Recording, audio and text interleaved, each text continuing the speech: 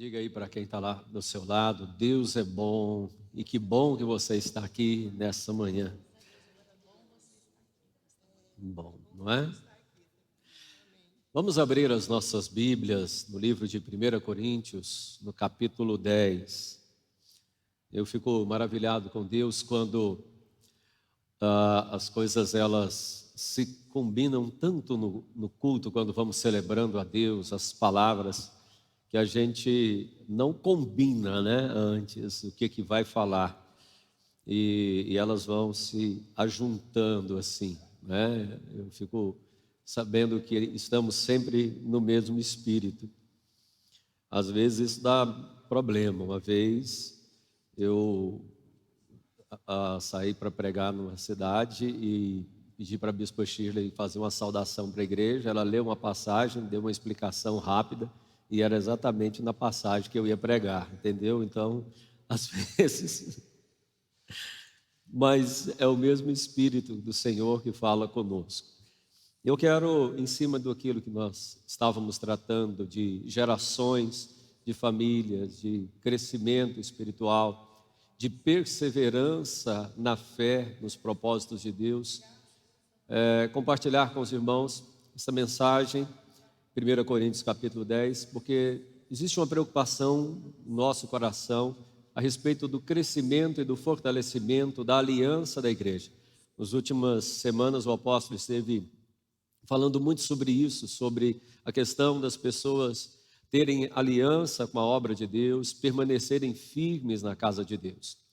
Esse ano nós aqui da Igreja de Cristo, o apóstolo Ulisses estará completando 50 anos de ministério e 50 anos de casado. Você pode dizer graças a Deus? É isso aí, é um novo tempo, né? 50 anos é o ano, na Bíblia fala que é o jubileu, que aí tudo que passou ficou para trás, todos os sofrimentos, as dívidas, zera as contas, e é um novo começo. Mas 50 anos realmente é um grande marco. À medida que a igreja do Senhor, ela vai crescendo e ela vai perseverando, o tempo vai passando, a obra de Deus vai aumentando, muitas coisas elas melhoram na nossa vida. Comentávamos com alguns irmãos essa semana, né, sobre como era aqui a capela, não é? A altura aqui era um pouco mais baixa do que a base dessa janela aqui. E era aqui tudo de telha e eternite. Hoje os irmãos reclamam do frio, né? Tem hora que diz, desliga aí, né? Tinha uns ventiladores aqui que não ajudava a não ser espalhar o calor, não é? Quantos lembram disso? Estava aqui nessa, não era assim? Era o ventilador só girava o calor aqui, não é? O pessoal saía daqui abençoado e bem suado, né? Não tinha jeito, era aquela coisa. Os bancos eram bancos de madeira, então o pessoal sentava, perseverava. Havia uma comunhão muito grande, porque o banco era para 3 pessoas, mas cabiam 5, 6, que a gente ia apertando. Vamos, tem que caber todo mundo, não é? E assim nós vamos crescendo. As pessoas vão passando o tempo na igreja, vão crescendo na obra de Deus, os irmãos vão perseverando. Irmãos têm aqui 20 anos, 30, 40 anos de igreja. Meu amigo Paulão, se estiver me assistindo, tem 90 anos de Igreja de Cristo, mas não fica velho, né, Paulão? Eu sempre brinco com ele, Paulão é patrimônio dessa igreja. Eu não posso falar da Bispa Shirley. A Bispa Shirley veio para a igreja, né, com 4 anos de idade, está aí, não é? Se a Bispa Shirley, o Paulão e o Pastor Gil não souber as músicas, olha, ninguém mais sabe, viu? Só se for o apóstolo, hein? É das antigas, das antigas. Mas esse tempo que passamos, ele também tem suas complicações.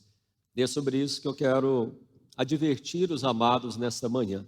Oremos a Deus, vamos pedir que Ele fale conosco através da sua palavra. Pai, graças te damos nesta manhã por tudo que o Senhor já tem ministrado sobre nós. E nesse momento queremos pedir, fale conosco, meu Deus, através da tua palavra, e a ti seja a honra e a glória para sempre. Dai-me graça, meu Deus, na exposição do teu texto, ajuda-nos, meu Deus, ilumina a nossa mente, para que a gente possa ouvir, para que a gente possa absorver e praticar a Tua palavra. E ao Senhor, a quem pertence a salvação, seja a honra e a glória pelos séculos dos séculos. Amém. Se você está aí com a sua Bíblia, vamos acompanhando a leitura. Talvez a minha tradução é um pouco diferente, mas como é de costume, eu gosto de ler um texto um pouco maior, né? Diz assim a Bíblia Sagrada: Ora, irmãos, não quero que vocês ignorem que nossos pais estiveram todos sob a nuvem e todos passaram pelo mar. E todos em Moisés foram batizados, tanto na nuvem quanto no mar. Todos eles comeram o mesmo alimento espiritual, beberam da mesma bebida espiritual, porque comiam e bebiam de uma pedra espiritual que os seguia, e a pedra era Cristo. Mas Deus não se agradou da maioria deles, razão pela qual ficaram prostrados no deserto. Ora, estas coisas se tornaram exemplos para nós, a fim de que não cobicemos as coisas más como eles cobiçaram. Não sejam idólatras, como alguns deles foram, conforme está escrito: o povo assentou-se para comer, beber e levantou para se divertir. Não pratiquemos a imoralidade, como alguns deles fizeram e caíram mortos num só dia 23.000. Não ponhamos Cristo à prova, como alguns deles fizeram e foram mortos pela serpente. Não fiquem murmurando, como alguns deles murmuraram e foram destruídos pelo exterminador. Estas coisas aconteceram a eles para servir de exemplo e foram escritas como advertência a nós, para quem o fim dos tempos tem chegado. Por isso, aquele que pensa estar em pé, veja que não caia. Não nos sobreveio a vocês nenhuma tentação que não fosse humana, mas Deus é fiel e não permitirá que vocês sejam tentados além do que podem suportar. Pelo contrário, juntamente com a tentação, proverá o livramento para que vocês possam suportar. Graças a Deus. Vamos manter só até aqui, e o texto continua falando, reforçando sobre o assunto. Segunda-feira agora começa a aula do seminário.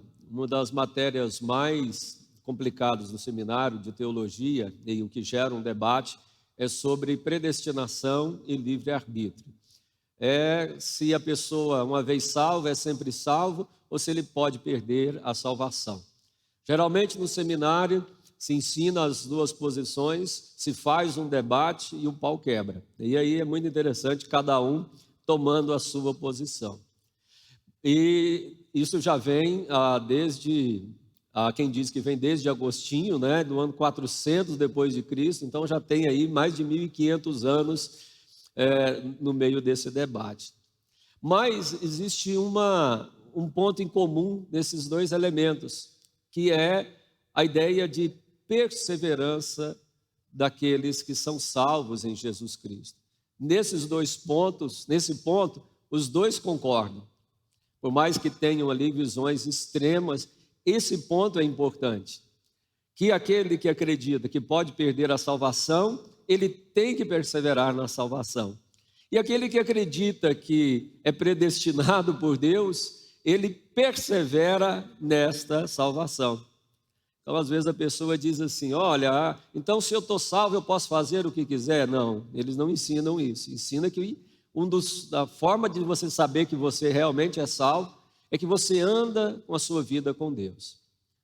Na carta de Paulo aos Coríntios, nessa revelação que Deus nos traz na Escritura, ela traz um problema essencialmente dessa forma.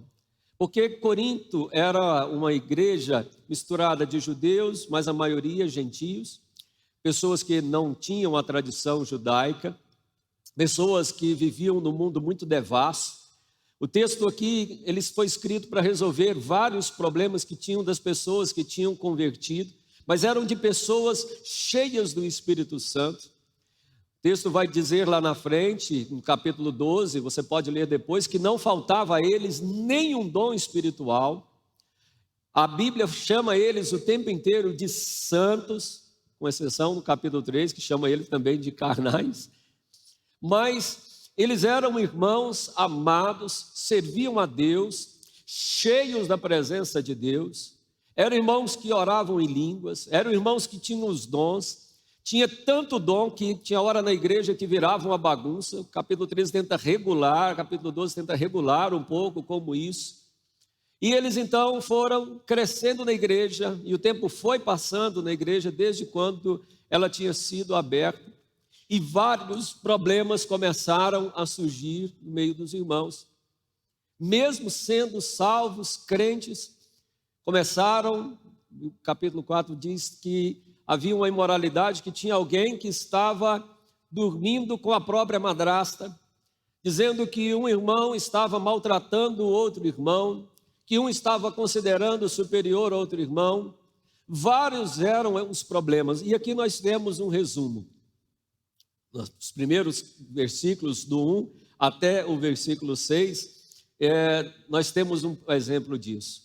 É curioso que o texto sagrado ele vai fazer uma menção do que aconteceu no Antigo Testamento para dar uma advertência para a igreja. Ele diz: irmãos, vocês não devem ignorar o que aconteceu no passado. Aqui mostra como eram os irmãos. Primeiro, o apóstolo está dizendo aqui que eram todos batizados. Ele estava falando para o povo: olha, não esqueça que lá no Antigo Testamento os irmãos saíram do Egito como se tivesse saído do pecado. Todos eles foram batizados. Ao passar do Mar Vermelho era uma tipificação do batismo. A nuvem que estava sobre o povo era uma tipificação do batismo. Todos eles foram batizados. Ora, está aí firme. Todos eles comeram do mesmo manjar espiritual. E ele se referia ao maná que eles comiam, que Deus fazia com que caísse, da água que veio, que brotou da rocha. E ele dizia que essa pedra era Cristo, dizendo que eles, como se de alguma forma eles também participassem da ceia e estivessem experimentado em Deus. Pessoas que tiveram experiência com Deus eram firmes em Deus. Assim como a maioria de nós aqui. Saímos num dia de uma vida de pecado, fomos batizados nas águas, participamos da ceia e estamos no caminho para Canaã. Né, pastor Gil? Essa é antiga, o senhor conhece. Caminhando eu vou para Canaã, né? A gente cantava no caminhão do vô, né? Só misturava, hein? Caminhando eu vou para o caminhão do vô para Canaã. Nós estamos perseverando, e ele diz: isso deve servir de exemplo.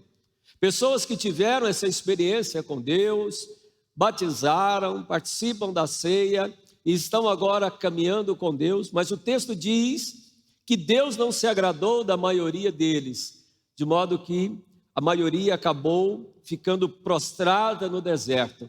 Não conseguiram chegar até o fim da sua caminhada. Deus não se agradou da maioria deles. E aí o texto diz: isso foi escrito para advertência nossa, diz o verso 15. Aconteceram para servir de exemplo, escrita para nós, como advertência a quem o fim dos tempos tem chegado. Então põe a mão no seu coração e diga: essa palavra é para mim. O pessoal ali já acreditava que Jesus vinha a qualquer momento, e nós acreditamos também, e para nós tem chegado isso.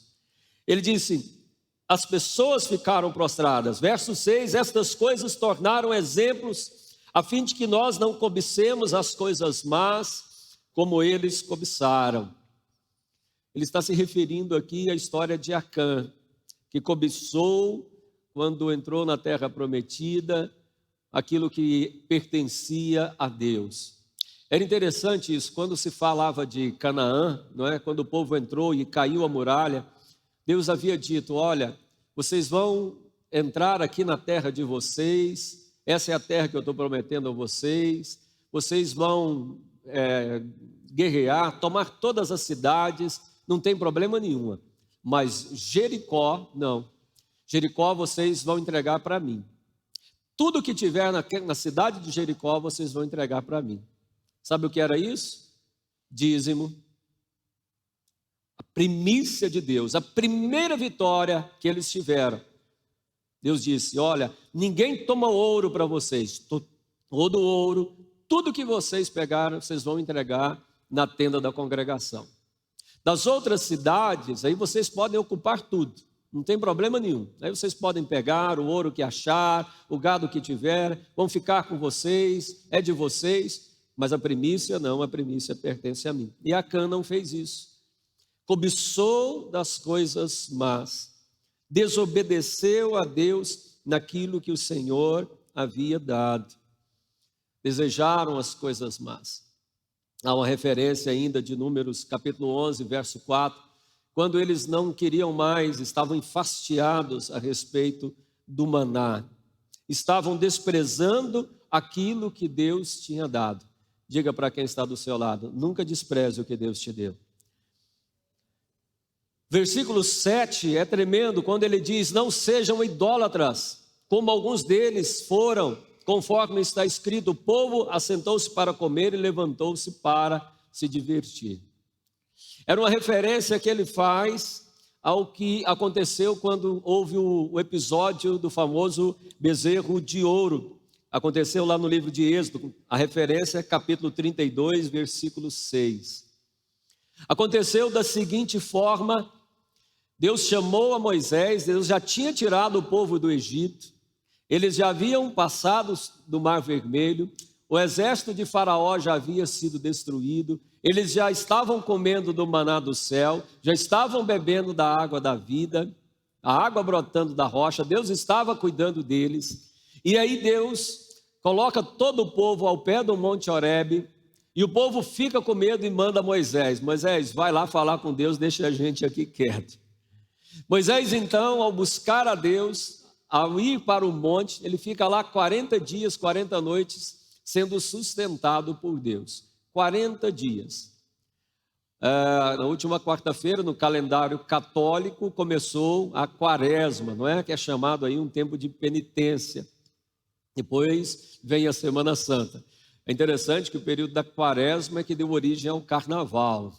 O pessoal dizia assim, olha, antes de entrar no carnaval, vamos aproveitar, antes de entrar a quaresma, vamos aproveitar o carnaval.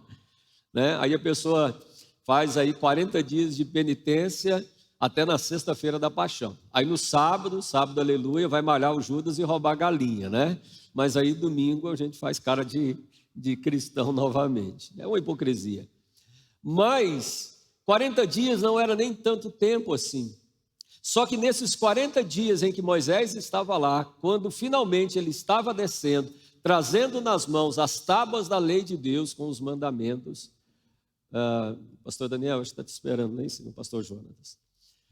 40 dias nessa perseverança, no meio dessa situação, não era muito tempo, apenas 40 dias. O que aconteceu? O povo que estava no pé do monte disse, olha, Moisés não volta mais, a gente não precisa mais de Deus, vamos fazer aqui uma imagem. Ao invés de dizer que foi Deus, aí eles construíram de ouro, juntaram os pendentes, anéis, os brincos de ouro e fizeram um bezerro de ouro. E aí, o irmão de Moisés, Arão, agora você imagina, que viria a ser sumo sacerdote depois. Ele põe ali e diz, está vendo, gente? É esse bezerro aqui, que era o boi Apis, que era um ídolo no Egito. Foi isso aqui que tirou vocês do Egito. E agora vamos fazer uma festa em louvor a esse Deus que está aqui, que vocês tiraram aqui das orelhas, que eu fiz com a minha própria mão, está aqui o Deus de vocês. Enquanto no monte Deus estava falando com Moisés, diretamente com o povo, e o povo não queria ouvir diretamente a Deus, o povo se torna idólatra. Irmãos, você pode achar que não, nós temos pessoas que experimentaram a fé em Cristo Jesus e voltaram para a idolatria, alguns talvez nunca deixaram. Voltam para adorar imagens feitas por mãos humanas. Isso é muito simples de ser feito, e acham que isso vai ser verdadeiramente cristão. Ao invés de falar diretamente com Deus, porque só há um mediador entre Deus e os homens, Cristo Jesus, ele diz assim, olha, fala com a mãe que o filho atende. Aonde está isso na Bíblia? E tem gente que experimentou todas as coisas. Está aqui, veio para a igreja, batizou, teve experiência espiritual, firme com Deus, mas à medida que o tempo vai passando, ele acha, é tempo demais. Vou fazer uma coisa que é mais fácil. Servir a Deus é muito difícil. Isso é muito complicado. Vamos usar a tradição dos meus pais. Olha, a vida inteira eu vivi. Esses dias eu fui fazer uma visita num senhor que estava muito doente. Aí me apresentaram lá como pastor, né? Olha, trouxe aqui, vou para orar com o senhor, aqui é o bispo. Ele disse, eu fico muito agradecido. Essa foi a primeira frase. A segunda é, olha, eu agradeço demais se eu vir aqui, mas eu nasci na minha religião e vou morrer na minha religião. Foi a segunda frase que ele disse. A gente tem paciência, né? Fui conversando com ele assim, com todo jeitinho, né? E a gente tem argumentos nessa história. Mas é uma pessoa que ainda não conheceu verdadeiramente o Evangelho. Foi até interessante que eu perguntei para ele assim, qual foi a última vez que o senhor se confessou? Aí ele engoliu seco, né? Porque na doutrina católica, ir à missa e comungar, confessar e comungar é sacramento, não é? Faz parte dos 7 sacramentos. E tem hora que eu entendo mais de catolicismo do que católicos, né? Aí ele ficou apertado. Mas tudo bem, é a religião dele. O problema é que a pessoa, uma vez que tem uma vida com Deus, está aqui, está firme na igreja, ele volta para a idolatria. Ele volta a acreditar em horóscopo, ele volta a botar a esperança dele que não é mais em Deus. Sabe, a gente tem que advertir da idolatria humana, daquilo que é feito pelas próprias mãos humanas. Eu ouvindo aqui a irmã Lúcia dizer, olha, minha neta e tudo passou, aí ela termina dizendo, mas toda a honra, toda a glória, todo o louvor seja dado ao Senhor meu Deus. Que a neta dela pensa numa menina crente, que eu vou te falar, deu testemunho, foi na igreja, agradeceu e ela é tímida, eu fiquei impressionado dela dando testemunho, né, irmã Lúcia? Crente demais, já aí 3ª geração de crentes. Mas é muito fácil idolatrar. Idolatrar significa você olhar mais para a criação do que para o Criador. E isso dentro da igreja evangélica, isso é fato. À medida que o tempo vai passando, ele diz assim, ele para de perseverar em Cristo. Ele acha muito difícil orar. Orar é muito complicado. Orar espontaneamente, falar com Deus, ouvir Deus diretamente. Ele prefere dizer assim, ora por mim. Ele põe fé no homem e não em Deus. Você entende isso? Ele chega e diz assim, eu tenho fé na sua oração. Ele não aprendeu mais a orar, ele esqueceu como é que ora. Ele não quer falar diretamente com Deus. Entendeu? Eu não estou dizendo que você não pode pedir oração. Mas eu estou dizendo que em Jesus nós temos acesso à presença dEle. Cada um de nós aqui. E quando você coloca a sua fé naquilo que o homem pode fazer e não em Deus, você está correndo o risco da idolatria. Não sejam idólatras como eles foram. Todas estas festas que fazem louvor a qualquer outro que não é o Senhor, é idolatria. Eu quero terminar esse ponto dizendo que quando chega as festas juninas, não é? É sempre em louvor e adoração a algum santo que nunca pediu para fazer isso, coitado. Nunca pediram. Mas é tão complicado você fazer isso, que a gente ensina isso para as crianças, mas o nosso maior problema não são com as crianças novas da igreja, são com os pais. São os pais que acham, não, isso não tem problema. Crente, cresceu aqui dentro da igreja, ouvindo sobre isso, bota o menino para ficar beijando bandeira de... Ele acha que não tem problema. Não, isso é tradição, é normal. No final do ano passado, muitos de vocês sabem, tem um senhor que fica sempre ali no Banco do Brasil, de barba branca e tal. No final do ano passado, eu fui com a Daça, bem no final do ano mesmo. Eu fui fazer um depósito já à noite no banco e levei a Daça comigo. Aliás, à tarde. E aí o senhor, ele estava todo vestido de vermelho, né? E a Daça chegou e ele disse, olha, eu sou o Papai Noel. E a Daça, assim, é muito tímida, né? Entrou e eu fazendo o depósito no banco, ela me puxou assim, papai, por que ele falou que é Papai Noel? Porque Papai Noel não existe. Papai Noel é o ladrão do aniversário de Jesus. O O cara que estava comigo do lado, aqui no caixa ao lado, destambou a rir, começou a rir sem parar. Perguntou: que idade que tem sua filha? Não é? Isso é ensino. Desde criança, sua filha não vai crescer traumatizada, não acreditando em Papai Noel. A bispa já ensina: olha, o presente que você está ganhando, eu dou presente para ela de Natal, mas o papai é Claudionor, não é Noel, não. Versículo 7, versículo 8 diz assim: e não pratiquemos a imoralidade, como alguns deles fizeram, e caíram mortos num só dia 23.000. Essa referência está lá no livro de Números, quando ele descreve a situação de Balaque e Balaão. Me parece que é Números 25, versículo 1 ao 18. Primeiro, Balaque contrata Balaão para amaldiçoar Israel, para falar mal de Israel, para lançar maldições em cima de Israel. E ele não consegue, porque não se pode amaldiçoar aquele a quem Deus abençoou. Você pode dizer amém? Toda vez que ia falar mal, tinha que falar bem. Então Balaão, conforme está escrito até no livro de Apocalipse, ele ensinou uma outra estratégia e disse: olha, por que ao invés de você amaldiçoar, você não faz o seguinte: faz uma festa. Você tem seus deuses, você tem muita mulher bonita, seduza o povo.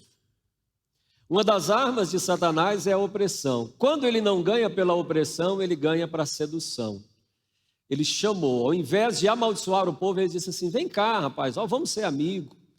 Está vendo aqui essa moça, tanto que ela é bonita? Você não quer ficar com ela? Ela está aqui adorando a outros deuses, mas se você falar assim, glória a Baal, e você pode dormir com ela, faz parte do nosso costume, você não precisa estar casado, você não precisa nada. É fácil. Não sei quantos de vocês estão acompanhando política, né? Um deputado de São Paulo, essa semana, foi para a guerra da Ucrânia, fez o tal maior alvoroço. Vou ajudar os ucranianos lá na guerra, levantou dinheiro aqui para ajudar os ucranianos na guerra. Aí na volta ele mandou um áudio. O áudio dizia mais ou menos assim: nossa, como as mulheres aqui são bonitas, as refugiadas, tudo mulher bonita, uns 200 metros só de mulher bonita, e as mulheres aqui são fáceis, porque são pobres. Quando acabar essa guerra eu vou vir para cá. Isso é um pensamento mundano. Na hora que ele desceu no Brasil, até o candidato dele, né, o Sérgio Moro, que é do mesmo partido, disse: esse aí não sobe no meu palanque de forma nenhuma. É essa sedução. Como é que a pessoa pensa no meio da guerra, está pensando em ficar com as moças? Essa é a ajuda que ele estava oferecendo. Mas a sedução é um grande prato, a imoralidade é um grande prato que derruba o povo de Deus. E aí a gente tem que lembrar isso. Porque o povo lá em Corinto vivia dessa forma e hoje nós na igreja não é muito diferente. E esse camarada lá tem uma semelhança, andava muito com os evangélicos, dizendo: não, também sou prática da imoralidade. Certo pastor disse que se for fazer aquela na igreja, a parábola das 10 virgens, é complicado. Não montar a estrutura, mas encontrar 10 moças virgens dentro da igreja. Eu achei muito interessante isso. A imoralidade de divórcio, de adultério, dentro da igreja. Né? A irmã Gretchen, né? Quantos conhecem a irmã Gretchen? Aquela que canta biribibi, biribibi. Ela diz que é crente. Conga, conga, conga, né? O sucesso dela, conga, conga, conga. Ela diz: sou evangélica. A irmã dela, a Sula Miranda, né, que era cantora, tinha um sucesso só entre os caminhoneiros, converteu mesmo, abandonou a carreira e mudou assim. Aí o evangelho esparramou entre a família, muita gente crente. Aí ela disse que era crente. E a Gretchen ama a família, ela adora o casamento. Tanto é que já casou, se não me engano, 18 ou 19 vezes. Ali valoriza o casamento. Imoralidade. O povo antigo, o povo em Corinto e o povo da igreja hoje, sabe qual é o problema? À medida que vai convertendo, vai olhando para o mundo e vai dizendo assim, isso está ok, isso não tem problema, isso é normal. Teve que escrever de maneira muito clara, muito forte, que sua vida tem que ser consagrada a Deus, tem que ser diferente. Uma vida imoral, uma vida de pornografia. Quando eu era rapaz, adolescente, né, na juventude, era muito difícil pornografia, porque era tudo muito escondido, você só tinha acesso à revista, às vezes um livro que não tinha nem imagens, as revistas, né, da Playboy, você não podia comprar, então geralmente um adulto te dava, e aquilo você escondia, e se a mãe pegasse, surra, era uma coisa assim, complicadíssima. O acesso a isso era muito difícil, mesmo assim havia, nunca deixou de existir. Hoje, qualquer adolescente com um celular, é muito fácil driblar isso. Imoralidade. Irmãos, isso acontece no meio da igreja, e as pessoas vão dizendo, isso não tem problema, isso derruba. A Bíblia diz que sirva como exemplo, não pratique a imoralidade, porque alguns deles o fizeram e caíram mortos num só dia, 23 mil, imoralidade derruba. E ele não está falando aqui para o ímpio, não, está falando para quem está dentro da igreja, para aquele que foi batizado, que bebeu da água da vida, que participou da ceia, está dizendo, vocês tomam cuidado, não pensem vocês que são crentes demais, porque não tem ninguém que está acima disso, não importa quem seja. Deus, se não agradou a Deus, vai cair no meio do deserto, cai no meio da caminhada. Diz ainda o texto, não ponhamos Cristo à prova, como alguns deles fizeram e foram mortos pela serpente. Essa referência está lá no livro de Números também, no capítulo 21, versículo 5, que colocaram Deus à prova. Eles começaram a dizer assim, por que Deus não tirou do Egito? Nós estamos aqui não tem pão direito, não tem nem o que comer direito, só tem esse pão bobo aqui, nós queremos voltar para o Egito. Bom era quando estava no Egito. Onde está Deus que não nos faz prosperar, não nos faz ter grandeza? Entenda bem, eles estavam escravos no Egito, e aí, maçã do barro, já há 400 anos, Deus faz 10 pragas, abre o mar, protege o povo, dá o maná do céu, a água que nasce da rocha, e o cara reclamando de pão, querendo voltar para o Egito. Quando Deus aprova, diz, cadê Deus? Que eu não estou aqui tendo fartura em tudo. Isso é por Deus aprova. Porque, amados, é uma coisa que a gente tem que entender, e a gente fala sobre isso, que Deus quer abençoar o seu povo, que Deus tem prazer em abençoar o seu povo, Deus tem prazer em você se alegrar. Eu acredito sim que Deus manda e Ele sustenta, mas esse povo aqui estava pondo Deus à prova. Sabe, amados, isso não está correto. Você tem que tomar cuidado, você precisa ter temor de Deus.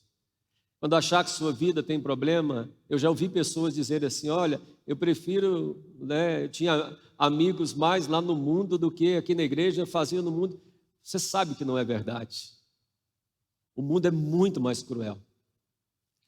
Quando meu pai tinha um boteco, era uma maravilha, não é?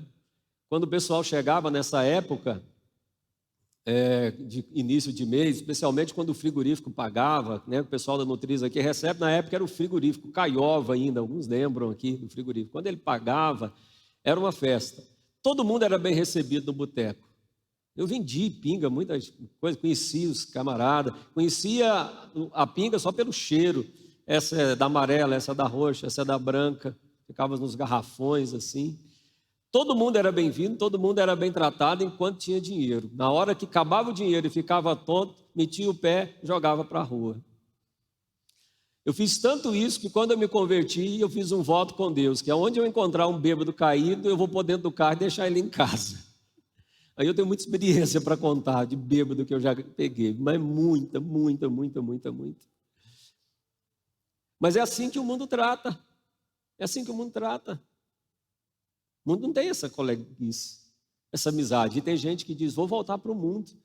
Está pondo Deus à prova. Acha que Deus não vai cuidar de você? Acha que Deus não ouve a sua oração? Acha que Deus não é sério? Você está procurando amizade no mundo? A Bíblia diz que a amizade no mundo é inimizade contra Deus. Está pondo Deus à prova. A gente precisa crescer nesse temor e nessa comunhão com Deus. Não murmureis, como alguns deles fizeram, diz o versículo 10, porque murmurando foram destruídos pelo exterminador. Murmurando, não é? É interessante que o povo abriu a boca para reclamar daquilo que Deus tinha feito. A referência a respeito disso está lá em Números 16. O povo tinha se rebelado contra Deus, Deus tinha permitido que, acabado com a revolução lá, o chão abriu era Nadab e Abiú, eles foram tragados pela terra. Aí o povo começou a se levantar contra Moisés, começou a reclamar como é que Deus pode fazer isso, como é que Deus pode permitir isso. Abriu a boca para murmurar contra Deus. O ímpio, Deus não importa, embora ele saiba, cada um, mas isso não é o maior problema, o ímpio falar contra Deus. O problema é o crente falar contra Deus. Onde é que está Deus? Por que Deus não faz nada? Aquele que serve a Deus deveria conhecer mais a Deus. Às vezes as pessoas perguntam, voltando a falar da guerra, por que Deus permite essa guerra? O ímpio pode falar isso, o crente não. O crente sabe, Deus sabe todas as coisas, Deus conhece os corações. Meu Deus, tenha misericórdia. Você pode orar por paz. Deus está no controle de tudo. Se você começa a abrir a boca contra Deus, sabe, reclamando contra Deus, murmurando contra tudo que acontece. E nós brasileiros temos o costume de nascença de murmurar. É difícil ouvir a pessoa contar coisas boas. Aqui a irmã Lúcia contou do testemunho da filha, mas é muito difícil as pessoas celebrarem vitórias. A gente não conta isso para muita gente, não é? Não chega aqui e diz, comprei um carro novo. Poucos são os irmãos que fazem. Muitos têm medo de inveja, de tudo. O brasileiro tem uma mania de dizer assim, olha, se é mal, se é bom, não posso ficar contando. E ele tem certa razão, porque às vezes desperta uma inveja terrível. Agora, falar mal contra Deus, cadê Deus? Por que Deus não me deu? Por que Deus não está fazendo? Por que isso não está acontecendo? Eu estou orando, estou sendo dizimista e Deus não faz nada. Por que essas coisas estão acontecendo com a minha vida? Isso é murmurar contra Deus. É não se entregar a Deus. Eu costumo sempre dizer que quem você acha que tem mais fé é uma pessoa que é curada de câncer ou uma pessoa que continua crendo em Deus mesmo com câncer? Quem você acha que tem mais fé? Uma pessoa que está sofrendo, mas ele diz assim, eu continuo crendo no Senhor apesar do sofrimento. Ou aquele que diz assim, cadê Deus que não me cura? Deus não existe. E eu não estou falando do ímpio, eu estou falando do crente que está aqui dentro da igreja, que quando morre alguém, parece que ele não tem esperança. Eu sei, não estou dizendo que você não pode ter tristeza. Todos nós aqui, quando perdemos alguém que a gente ama, a gente sente tristeza. Mas nós precisamos ter esperança. Desespero é contrário de ter esperança. E as pessoas ficam murmurando contra Deus. Resultado, são destruídos pelo exterminador. A ideia aqui é, perderam a salvação. Estas coisas aconteceram como advertência para nós, para quem o fim dos tempos está chegado. Por isso, aquele que pensa que está em pé, veja que não caia. Está falando para nós, está falando para mim. E ele termina dizendo, não sobreveio tentação, somos tentados a ir para a idolatria, tentados pela imoralidade, tentados a nos levantar contra Deus, somos tentados na promiscuidade, na murmuração, mas não nos veio provação que não fosse humana, que não possamos suportar. Pelo contrário, juntamente com a tentação, proverá o livramento, para que vocês possam suportar. Não existe dificuldade que você não esteja passando. Se você confiar em Deus, que de alguma forma Deus vai entrar com a providência, com o livramento, com o socorro, porque no fim, ou acima de tudo, Deus está no controle de todas as coisas. Eu sei que o meu Redentor vive, eu continuo fiel, aprendi a viver contente em toda e qualquer situação, sei viver na abundância, sei viver na escassez, posso todas as coisas naquele que me fortalece. Acredite, amados, essa advertência é para a igreja, é para o povo de Deus que foi batizado, que provou da pedra, do maná, que participa da ceia, e que à medida que o tempo vai passando, nós temos que acordar, senão acabamos caindo no deserto, que é predestinado ao livre-arbítrio. Põe a mão no seu coração agora, feche os seus olhos, pense um pouco sobre isso. Fale com Deus nesse instante, volte a orar a Deus. Converse com Deus, peça perdão a Deus, porque se Ele te chamou, é uma advertência para você. Peça ajuda do Senhor e diga: eu confio no Senhor. Se você está passando um momento difícil, dê glória a Deus pelas vitórias que Ele tem te dado. Peça perdão se você já quis voltar para o pecado, se você caiu na imoralidade. É tempo de arrependimento, de se voltar ao Senhor.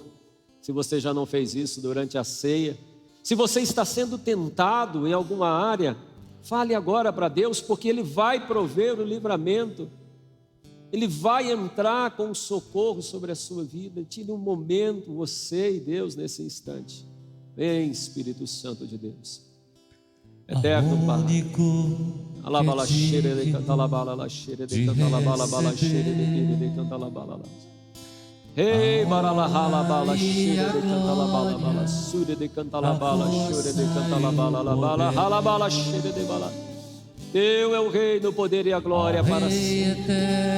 Senhor, meu Deus, que nos ajuda nas provações, nas tentações, nas adversidades, Senhor. Entramos na Tua presença em nome de Jesus, Teu Filho. Te agradecemos porque a salvação já nos foi dada. O Senhor é quem nos salva do exterminador. O Senhor é quem nos livra do fogo do inferno, da condenação eterna. Obrigado, Pai, nos ajude. Nos ajude, Senhor, a perseverar até o fim, como está escrito: ser fiel até a morte, eu darei a coroa da vida. Oh, Deus eterno e imortal, Rei dos reis, Senhor das nações, seja a nossa vida para o Teu louvor, Pai. Começamos uma caminhada e queremos chegar até o fim, firmes, Pai, que o Senhor se agrade de nós. Perdoe as nossas palavras, Pai, mas perdoe-nos, Senhor, se colocamos o Senhor à prova. Perdoe-nos, Senhor, se começamos a preferir a criatura do que o Criador, mais as bênçãos do que o dono da bênção.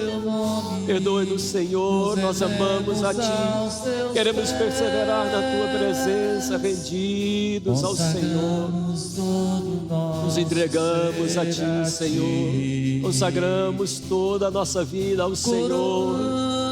Obrigado, Santo e poderoso Deus e Pai, Rei da glória e de misericórdia, Senhor que conhece cada coração individualmente. Pai, fortaleça os corações de vida e de paz, Espírito de Deus.